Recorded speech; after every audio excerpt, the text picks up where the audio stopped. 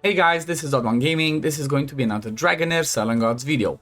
In today's video, I want to talk again about the piece of treasury because there's 2 days and 20 hours left of this one, and after that ends, I'm not sure if you can still go ahead and do the forging and whatnot, but since I made my first video where I said you can pretty much guarantee to get yourself one of these amazing pieces of gear, right? There's been some changes, there's been some feedback, and honestly, it kind of changed my mind, right? I do think that I'm not going to be doing this anymore, and we're going to go over what I believe to be maybe better options, what are other options, considering the possibilities of, the drops and what you can get. So let's check it out.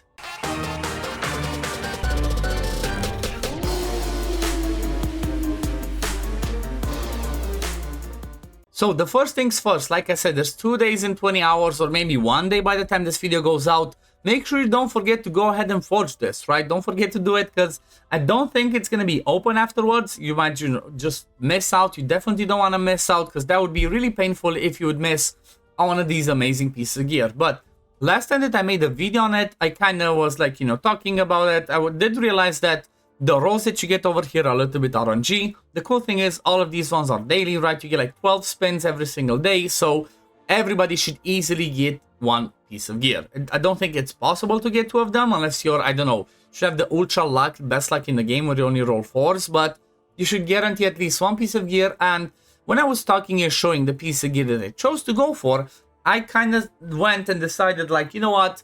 The Strike the Unprepared glove that's crit damage with a quad crit rate, as you can see over here, I kind of said, you know what, this is going to be the best choice because it's the most versatile one, right? This one you can use on any damage dealer that just, needs crit rate and crit damage in the game.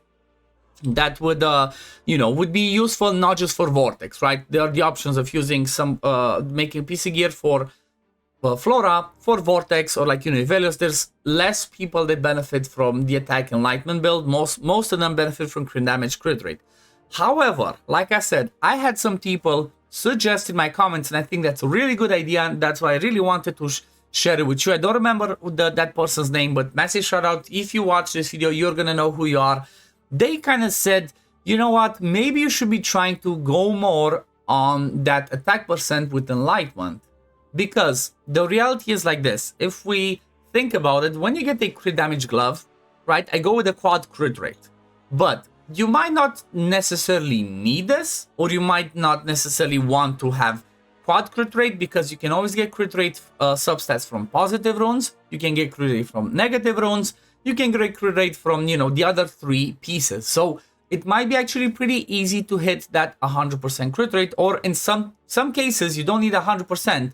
Like, for example, if you have a rally team where you have a Laurential, if your rally damage dealers go after the Laurential, they only need 70% crit rate. If you have somebody like a Tononon, he only needs 70, or 80. You kind of get the gist. So the reality is, you might not be as desperate to get it exactly like this. Or there's also the situation where you might get this glove, right? You get a crit damage, you get these substats, right? Because, okay, defense percent, you might not care as much, but you would prefer the ideal one to be crit damage with crit rate, attack percent, and flat attack. But it might not roll quad crit rate. You might get double crit rate, double attack percent, or 2 crit rates, 1 attack, 1 attack. So you kind of get the gist. You might actually it's a lot easier to be able to roll on several stats that you need, right? If you think about it. However, if you think about somebody like a Flora, an Evelios, Lothair, any other of the DPS that you want to stack as much enlightenment as you possibly can, with preferably attack percent main stats, right? On a glove, for example, it's going to be a lot harder, right? Like, how often are you going to be able to roll a quad proficiency on an attack percent? That was kind of what somebody told me. So, because of that reason, from my point of view and that person's point of view, and maybe a lot of people also share that point of view, I think that we should not be forging this, right? We should not be forging crit damage glove with these ones. We should not be forging attack percent chest, for example, right? Because the other option was like, oh yeah, go with attack percent chest. Let me just select the chest, attack percent. Let's say, okay, we go with this, attack percent. Then we go and select main stat to be attack percent. And then substats would be crit rate, crit damage, flat attack, and whatever defense percent, right? You could also go with those.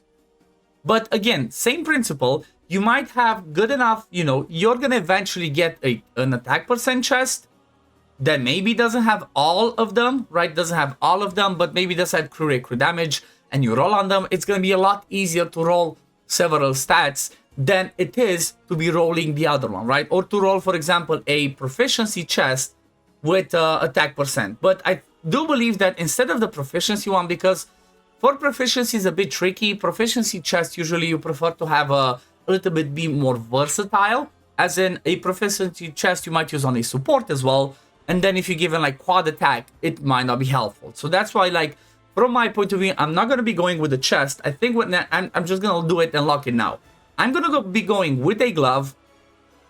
Then I'm going to go either with Strike of the Unprepared, right? Strike the Unprepared. Or you can also go with Death Record. That's kind of like mostly focused around the derivative damage. I'm not sure which one. You know what? I guess I'm just going to go with this one because it's 30% damage boost, right? Compared to the 20% increased derivative damage, 30% is better because you're going to have defense penalty in all the fight. So I'm going to choose the glove. Then I'm going to go with main stat, attack percent.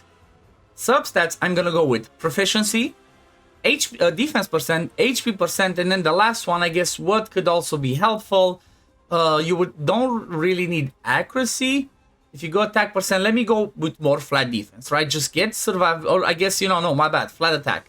Flat attack, because that's going to give you more attack based on the base attack percent. So this is what I'm going to go on. And then when we're talking about this, I'm just going to go full on proficiency. And you know what? I'm going to be forging this right now, hoping for the best.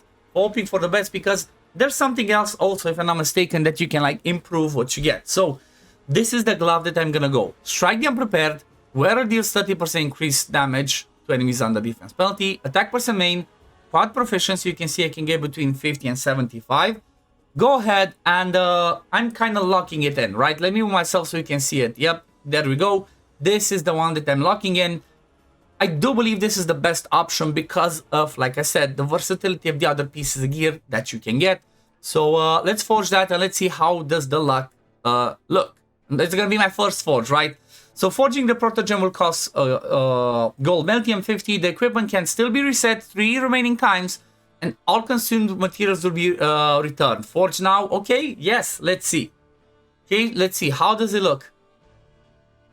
Okay, 51. That's the minimum roll. It's 50 plus 1 because it went between 50 and 75. So that's not good. Let me see how the re-rolling, like the mention, works. Okay, so smelt secondary. Actually, what does this mean? I can do this, or I can just go and re-roll. Let's see. What does it happen if I reset forge? Only one piece of equipment can be forged in this event. It makes sense. So if I reset forge, resetting will return all consumed materials. Remaining resets 3. This is free. Okay, let's see. Okay, we get that back. Let's go ahead and let's try it again, right? I want to see if it's kind of like locked onto something, or if it's kind of like RNG of what can be. So let's go ahead with the same things. Confirm. Next, proficiency, and then proficiency again. Not defense, proficiency. Okay, let's forge again. Let me see. Does it give same things, or do I have a chance to go higher? Okay, so at least, you know what? It seems like this one just goes the same. 51 goes as a base, but at least I got more HP and more defense. And these ones look pretty good rolls. So maybe, you know what? Let's do it a third time. It's for the sake of testing. This one will cost 50 Warmar. Okay, let's do it. This is for the sake of testing, guys, right? This is what content creation is all about. It's testing stuff for you guys to see exactly how things are working, so that you can try and avoid certain mistakes, right? But it kind of seems to me like the one that you put the quad roll, like if you put something like this, like I do quad roll, it just doesn't go higher. It just stays the same. Just the other ones can go higher. Okay, let's see. Come on. They get better, or... Yep, it seems like that one stays the same. I did get a bit more attack, and HP and defense are kind of like lower, but I'll keep them for now. Now, let's do the other stuff. Let's do the smelt of secondary ones. So let's go and see if I smell this. What does it do? So it uses one of these. How far does it go? Okay, didn't do anything. Let's go again. Okay, so it kind of requires Oh man, this is not looking good. I mean, what else am I gonna use this for? Okay, 52. Can I go higher? Let's see. I guess that's all you're gonna try and do, right? Just keep smelting to try and go higher. There we go. Come on. Go to 75. Come on, go to 75. Hit me with a max. I think that's what I'm gonna do, right? There's nothing else I can see that I can use this on. 66. Come on, a bit more. Go to the max. Come on. 3 more. I'm curious if I leave it in there. Can I come back the next few days to keep doing this? But it kind of seems like, okay, so that one was done. I think I should be able to get at least maybe another 5 tomorrow.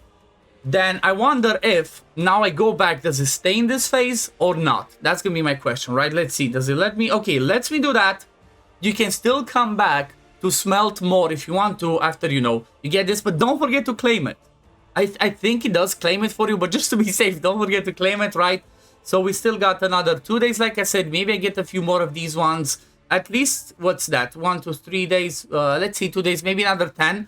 So maybe I try like a couple of more after that. In here, if not, I'm going to try and get some more HP and defense. But I do believe this is the best choice, right? I do believe this is the #1 choice you should be going with, because it's a lot harder to get quad proficiency on an attack % glove when you need that specific stat. But we're gonna leave it at this for now. Thank you for watching. I hope this video was helpful. If it was, please consider liking it, subscribing to the channel to see when I upload next. Also, don't forget to use code OddOne that you see over there at the top to support me as a content creator in the binding page right over here. You go over here, what is it? There we go. Binding, click to bind, you know, OddOne. Make sure you use capital O's. And yeah, I guess I'm gonna see you all in the next one. Peace, love, take care, run. Bye, guys.